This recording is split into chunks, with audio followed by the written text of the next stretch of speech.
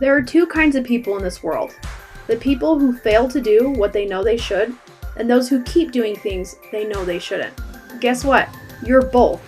Hi, I'm your host, life and business coach, Marcy Barker, aka your loving kick in the pants.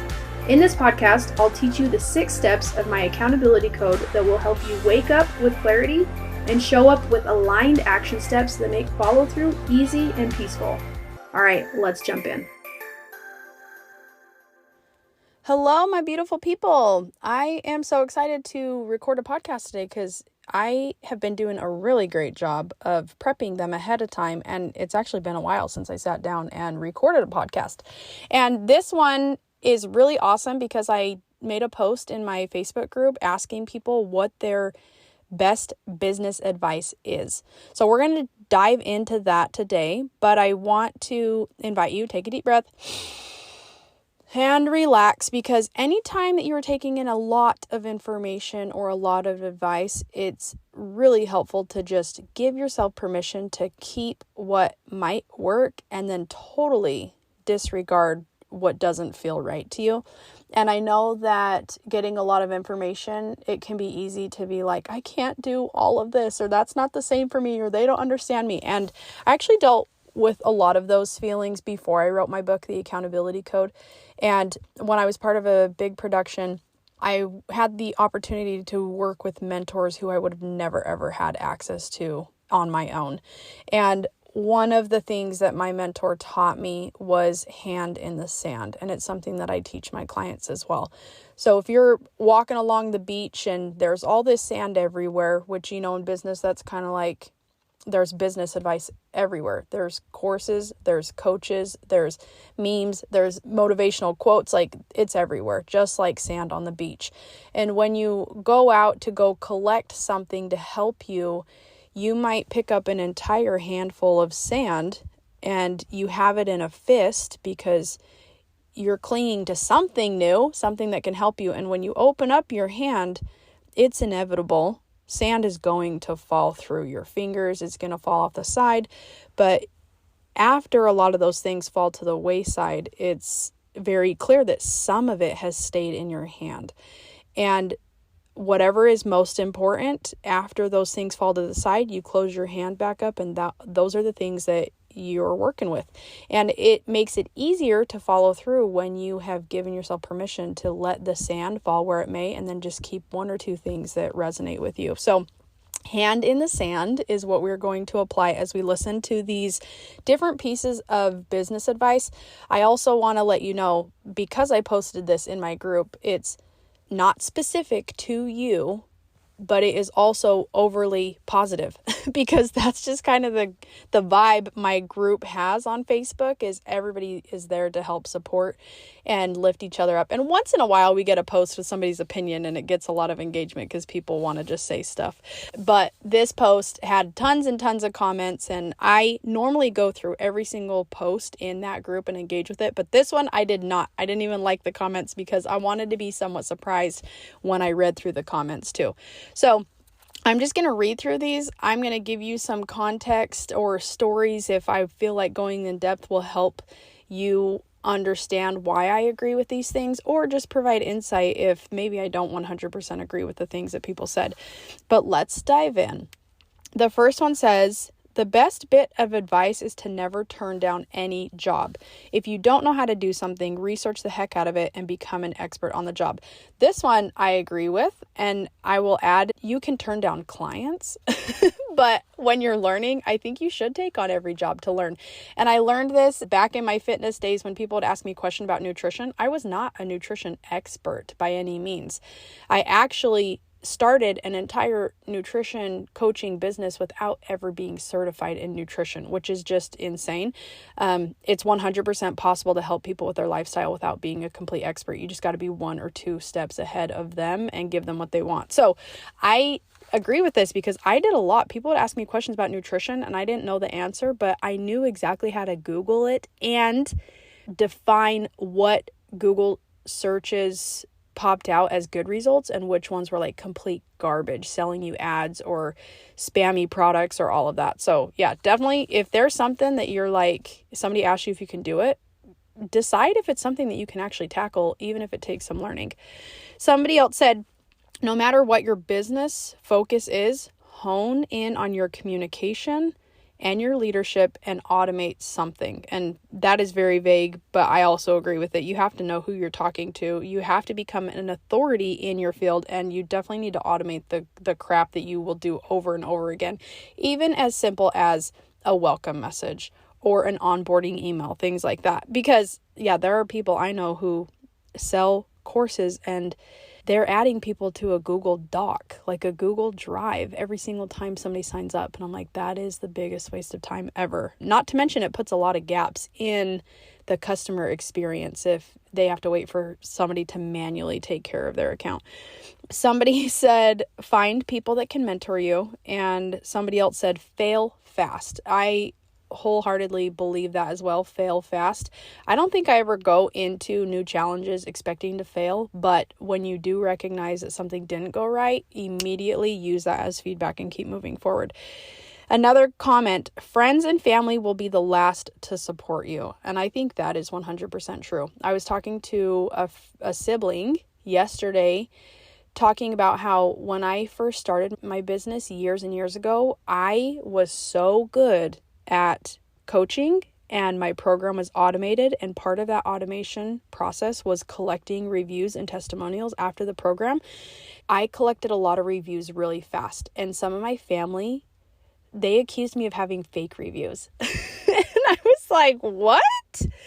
You think that I just made up all of these things and made up numbers about somebody's body fat numbers? That is just bizarre. So I can 100% testify friends and family will be the last to support you in certain ways. However, when you start to gain traction and authority and credibility, you'll be surprised at how many family and friends do come out to support you because they've been watching you for a long time. Another comment. In the early years, my husband and I, ran out of money and funding 4 separate times. I'd get on my knees and pray for guidance and a job big enough to keep us afloat. Sure enough, by the next morning, all 4 times we would receive a $5,000 flood claim. We own a flood damage company. I 100% believe in this ability to manifest and to ask for something specific and to receive it. So I'm not an expert at that. I wish I had a ton of stories where I did that and that happened to me. But I think that's definitely an area that I need to improve upon. But I do know the power of being specific in your ask and people fulfilling that thing for you. Be patient, find a mentor, recognize your value. Yes, all of that is great. Another comment, celebrate failure and have the ability to pivot. Listen to your body and heart when making decisions. If something doesn't feel right, don't dismiss it right away or just push through. Get curious and then make a decision from an embodied state. I love that. I especially love that, having written the accountability code, because the accountability code has the power to take you through that process of recognizing if an idea or a path is right for you. And that's probably one of my favorite parts about what it's done for me personally, is I am way more decisive on if something fits into my plan or not. Even I just used to entertain people in DMs when they're like, are you open to an opportunity? And sometimes I would consider it because I had a large audience that I knew was very trusting of me, and I went down way too many roads being curious, and now I'm like, no, I know what that looks like for me if something fits into the plan or doesn't. So if you are somebody who feels like you kind of make a lot of mistakes or you waste a lot of time doing things that somebody sold you, then I highly recommend you take that piece of advice.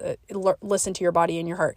And if you guys don't have my audiobook yet, we do talk about that. And I'm pretty sure I have a couple previous podcast episodes about tuning in and listening to your gut too. And highly recommend figuring out what your personal process is for that, because you can make some pretty big mistakes if you don't listen to your intuition. Your success will look wildly different than others. Determine what success means to you and build your goals around that. I cannot stress the importance of that enough. I think I talked about this as well in another previous podcast episode about you look at people and they look really successful. I talked about my friend who got this really great opportunity to grow a fitness business, and the people who were so good with ads just took advantage of her. She wasn't making any money, but on the outside, she looked extremely successful, and the company was, but she was not. So don't compare what you think other people are doing, because you don't know their books, you don't know their bottom line, you don't know their work-life balance, you don't know anything about them. And in my book, I talk about this in a story called Comparison is Not the Thief of Joy. And if you're like, did you say that wrong? No, that's exactly what I meant. Comparison is not the thief of joy. And we talk about comparing yourself to people that you don't even have access to. Like, that is the biggest waste of time you could spend your time doing, is believing that you need to be like somebody else when you have only like a 5% picture of what that person's doing. So more comments. Never give up. Keep posting because people are always watching. Yes, yes, yes. I went and taught a class to a group of women, and I was talking about my programs and taught them more about their bodies and all this stuff. And I like to sit down individually with each woman who I have in the class, and she sat down and she was getting really emotional, and she's like, I'm ready to do this. I'm ready to get started. And you have been on my vision board for 2 years, 3 years, 4, whatever it was. And I was like, oh my gosh, I wish I would have known her so that I could interact with her and help her, but she just wasn't ready.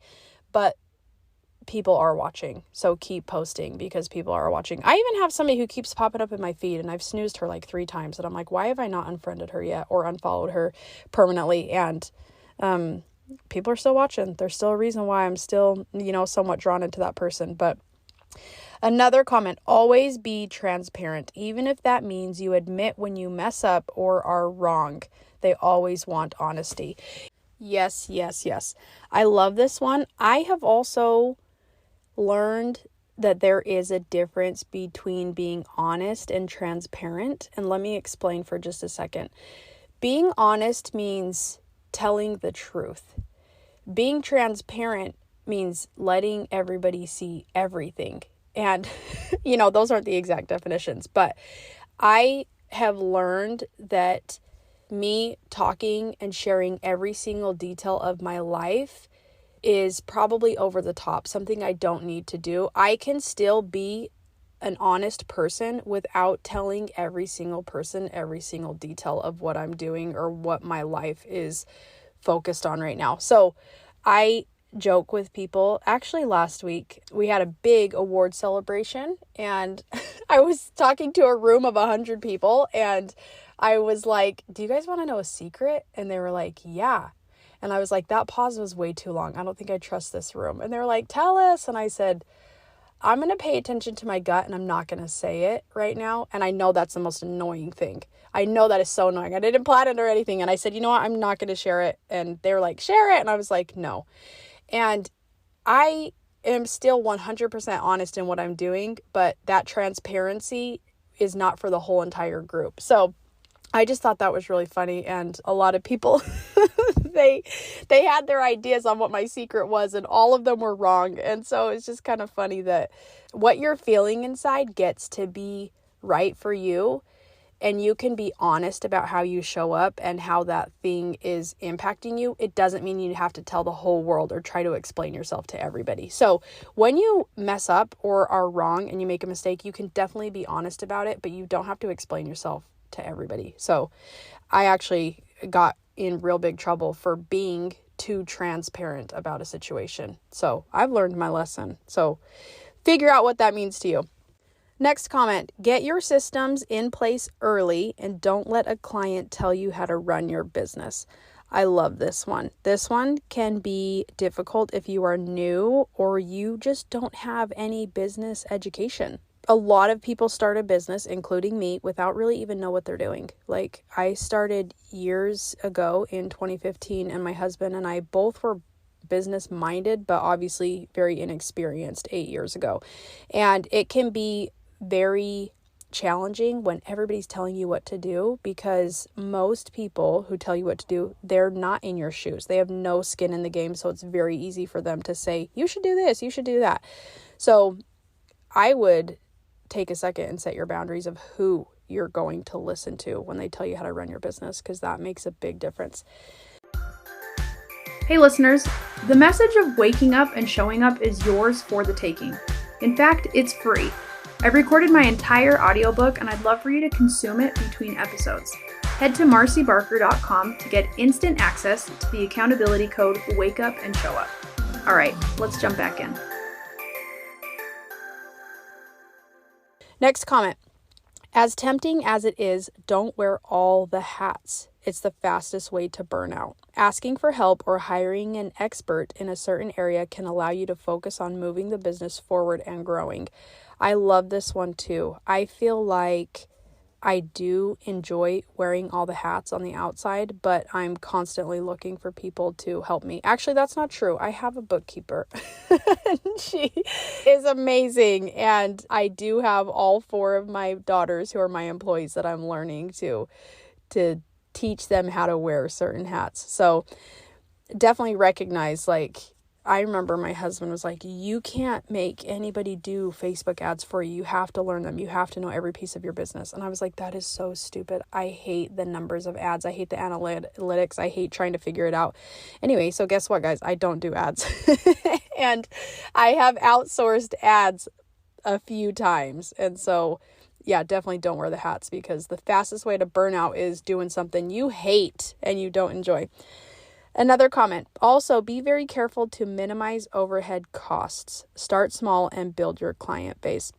I really like this one. And I remember who posted that comment, and she owns an office with a lot of employees. And so I can see how that one would make a lot of sense from somebody who has grown a business. And she's been in business for a really long time. So if you are in the brick and mortar space, definitely start small and build your client base. That's a good piece of advice. Another comment, self-development is huge. Learn about yourself, heal your baggage, know your why, and make sure it's big enough, not based on someone else, and in alignment with your values. I love this. You guys, my business did not scale until I figured myself out, until I figured out what I wanted to do. And the reason why I switched from fitness is because it did not light me up and I didn't truly enjoy it. And then I was like, oh, it's all about accountability. That lights me up big time. So if you feel like you just haven't quite figured out a business that's successful for you, definitely take this advice and heal your baggage. Figure out what makes you get up in the morning and figure out what you want to be known for. Like, if you died tomorrow, what would you want people to say? Oh, she posted funny memes on Facebook. Like, no, guys, that could be a very small percentage of what you do, but people need to know what you stand for and what you do and what your mission is. Another person said, I'd say know your worth and believe it. So many people underprice their products and services to try and get business or compete with others' prices, and it ends up being a quick race to the bottom. Another comment says, keep going even when business is slow. It will pick up when you least expect it. I agree with keep going even when it's slow. Do I agree with it will pick up when you least expect it? I don't think so. I don't believe in that. I think that it will pick up when you make it pick up. Like, I am not sure what kind of activities would surge a great pickup in your business if you're not expecting it. But let me know if that has been your case. But I'm all about let's make it happen. Let's go get the results that we want. And you definitely need to expect results. My advice, learn to say no. You don't have to take on every person that wants you to work with them. Some are just not a good fit, and that's okay. I also have my mantra. Just because you can doesn't mean you should. Meaning you can say no to projects you don't like or want and clients that aren't much good for your business. I agree with that. Just because you can doesn't mean you should. That is kind of like the statement that sums up hand in the sand. Like, you could go and do all of the things. There's a million ways to make $1 million, but that doesn't mean you should do it. Like, you really should just get focused and see what's right for you. And then let the rest of the crap go. Don't be afraid to fail. I read somewhere that failing recalibrates our brain and resets the ability to solve problems. So failure is a good thing. I don't know if I 100% agree with the brain statement, but I do believe that failure makes us aware of our weaknesses and makes us aware of what we need to change. So, but I would not go out and be like, let's fail today. Let's make our brain smarter. Someone said, I have been in direct sales for 23 years and the last 12 with the same company. I would say you don't need anyone to guide you to be successful. I'm not sure about that. In the direct sales world, I hear all the time, my business didn't work because my upline didn't reach out enough. That's crazy to me. You are responsible for your success. Yes, everyone loves a cheerleader in their corner, but the cheerleader isn't responsible for your success. So yes, there are some things I agree with here, but it is a very uncommon for the most successful people to do it all on their own and to never ask for help or to never learn from people or to never have a mentor. So do you need people to guide you to be successful? I think yes. Do you need people to care about your business more than you? No, I think that's going to be impossible. Like, you have to care more than anybody else. And the word cheerleader is funny to me because I have been described by many of my clients as their best cheerleader. So I think there is so much power in surrounding yourself by the right people, but you would be doing yourself a disservice if you let those cheerleaders believe in you more than you believe in yourself. Next comment, 3 years in business, I would say don't be afraid to refer out for a client that is not ideal. Yes, this took me a really long time to learn because I had a scarcity mindset that I tried to be the thing for everybody. And then I was like, I don't want to give this other person business because this person came to me because I'm working harder. But learning how to outsource and doing a lot of mindset work to be an abundance mindset as much as possible. Yes.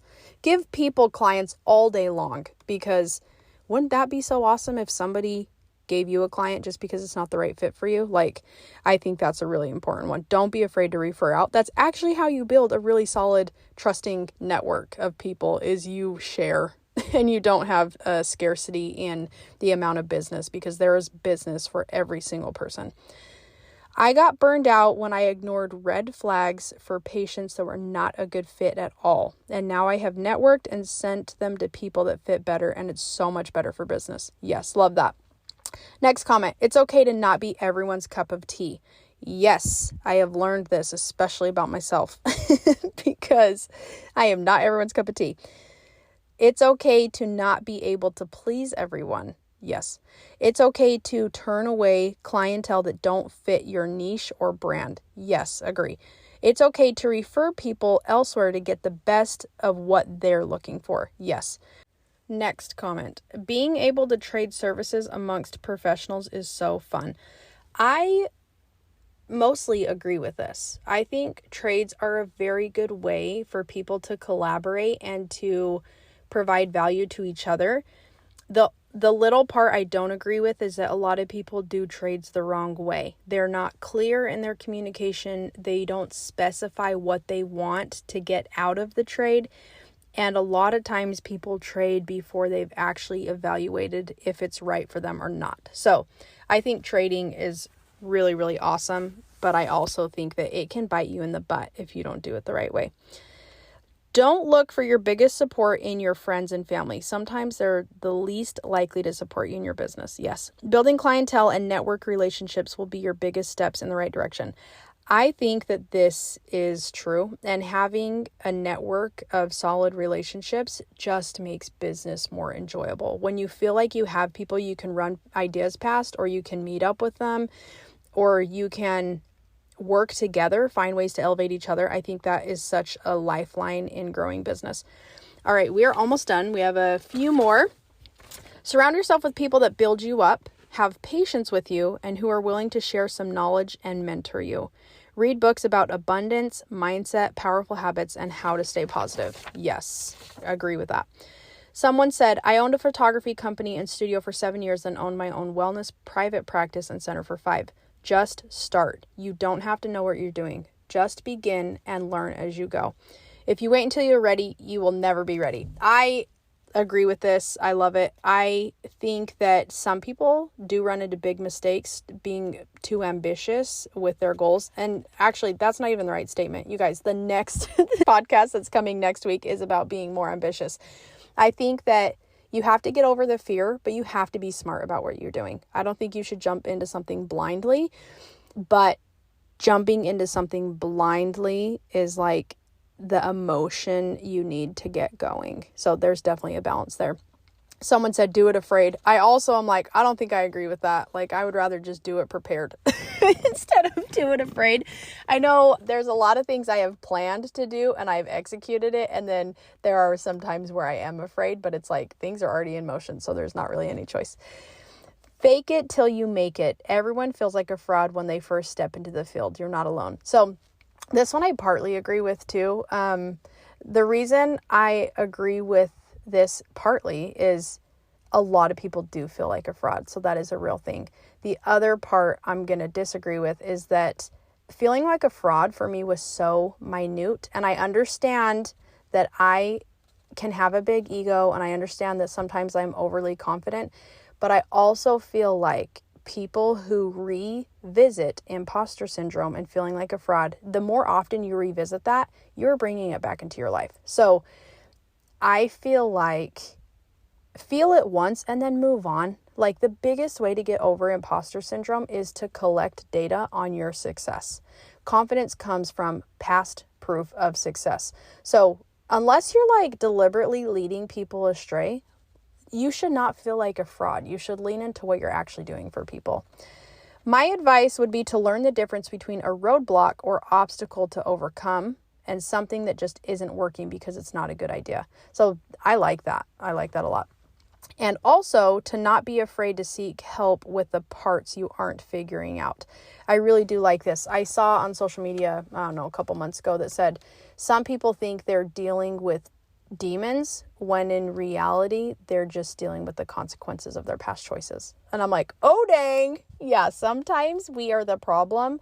And I really think that's great advice. Learn how to recognize if this is a roadblock that I need to overcome, or if I just straight up took the wrong path and I need to turn around. Love that. It's hard to keep work at work when your work is kind of everywhere. LOL. So keeping your boundaries and hours are important. Letting clients know when you are unavailable to communicate about appointments and such. That's been hard for me. Keeping family time. I 100% agree with this too. If you set the expectation, it's going to be awesome when your clients can expect that from you. So I've told my clients for a very long time, I don't do my accountability tracking quizzes on Sundays. And I tell my clients too, you keep your phone calls. If you booked a call with me and you miss it, it cannot be made up. And a lot of times too, this happened just this week with a couple of clients in my mastermind. I woke them up when I called for their appointment. And okay, that's all. You guys are probably like, what? But a couple of them, I was just like, hey, I am open if you want to meet tomorrow at this time or whatever. And it was easy to work out. And another client, I called her on the phone at the scheduled time and she answered. She seemed a little frazzled. And I said, let me pull up your commitment items. And as I pulled up my phone, I saw her message that she had sent me 8 minutes prior that was like, I just had a flood. Somebody's coming over. I'm working it out. And she still answered the phone. And I was like, oh my gosh, you can totally attend to the leak in your house. And she said, can we call another time? And I said, hey, call me when you're done. And if I'm available, I'll answer. And if I'm not, then we will find another time to meet. So just be very open and upfront and your clients will know what to expect. So I'm all for that. Keeping the boundaries there is really, really important. Next comment. It is okay to hire help because you can't do it all. Totally. It's okay to fail. Just remember to fail forward. You miss a goal, just set a new date. Look back, evaluate what you need to pivot and continue dreaming and moving forward. Be authentic, invest in yourself. Yes. My best advice is you can't afford not to hire someone, even if it's super part-time or just by the project. Once you do this, you are able to work on your business while they work in it. I do love that. I was just thinking about this the other day about how somebody's like, oh my gosh, I'm so desperate. I need to figure out this thing in my business, but I have zero money to invest towards it. And I'm like, is it really a problem then if you're not willing to invest anything towards it? Like, I had a judgmental moment where I was like, this is probably not that important to you, because if it was so important as you're describing, don't you think you'd figure out some way to pay somebody for the solution? I think that when it comes to paying money for services, you really have to evaluate what's worth it to you. And also be open to paying people for their services. I think in social media, it's very common for people to be like, who can trade, or I don't have any money, and they're expecting a solution, and it's like, nah, you got to figure out what you're willing to put in so that you can get something out of it. Okay, last comment. Hopefully it's a banger. My second tip is you must market yourself online, locally, with people you meet everywhere. Don't try to sell them. Just let them know you exist and answer questions. They will remember you. Yes, I absolutely love that, because people cannot buy from you if they don't know who you are. And so I am a big one about that. Advice. Let's sum up this podcast. The best advice is, I'm going to piggyback off of that one, is you have to just keep going. Like, nothing will ever improve if you quit. And if you decide that things get too hard and you're just done, it's like, what is even the point? You got to get to your reason, and you just have to keep trying. You have to keep showing up. You have to keep adjusting. And I guess, to be super annoying, you guys, you're listening to a podcast on accountability. Like, you have so much power in your ability to grow a business. You are here listening for a reason, and I hope that by the end of listening to this podcast and every episode, you have the motivation to be like, I can do this. I'm going to receive that loving kick in the pants that Marcy is, and I'm going to pull up my big girl pants, and I'm going to get some stuff done today. You have so much power, and I don't ever want you to forget that. So take a deep breath again, and I want you to close your eyes and envision hand in the sand. You pick it all up, you open up your hand, things fall to the side. What's in the middle? What's that one piece of advice that you're like, yes, that spoke to me. That's what I need to do today. I want you to close your hand, take it with you. And if you need help at all implementing that thing, I'm here for you. You can literally book a free call with me, and we can talk about that one thing that you're like, I'm ready to do this. So I hope you have a fantastic day. This podcast was a little bit longer, but I absolutely love it, because if I can do anything for you, it is to help you continue moving forward at a level and pace that's right for you. And the best way to do that is to increase your accountability one day at a time. So I'll see you next week. We're going to talk about how being too ambitious is kind of what you need to do. So stay prepped for that. Peace out. Hey friends, I want to thank you for listening to this episode of Your Loving Kick in the Pants. If you got any value out of this episode, I would love for you to drop me a review or share with a friend what you learned. All right, I'll see you next Wednesday for Your Loving Kick in the Pants.